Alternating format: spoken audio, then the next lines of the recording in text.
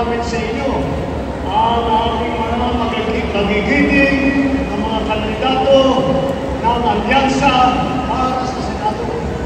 Bakit po tinawag na alyansa itong samahan po na ito?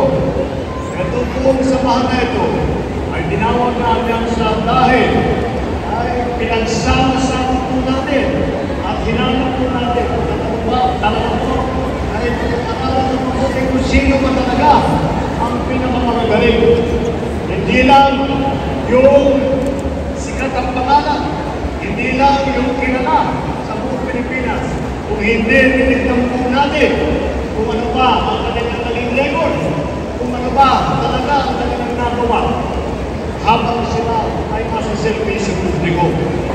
Na nandito, ang kandidato ng alyansa ay ang buhay nila ay binigay na nila para sa servisyo ng publiko, para tulungan ang ating magbabayan, para palantahin ang ating minamahal ng Pilipinas. Narinig niyo na po ang kanilang mga karanasan.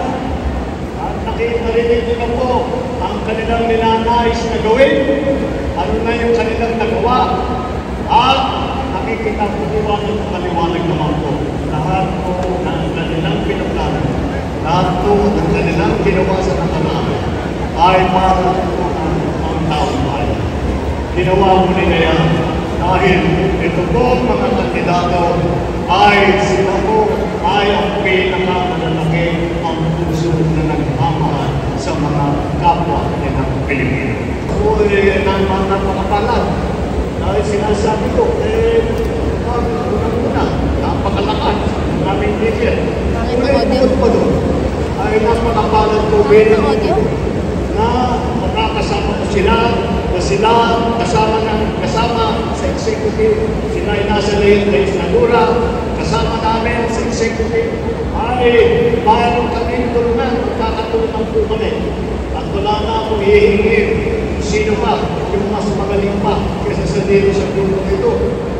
Naririnig ko po, yung ating mga katunggaling ay siguro ininervous po sila.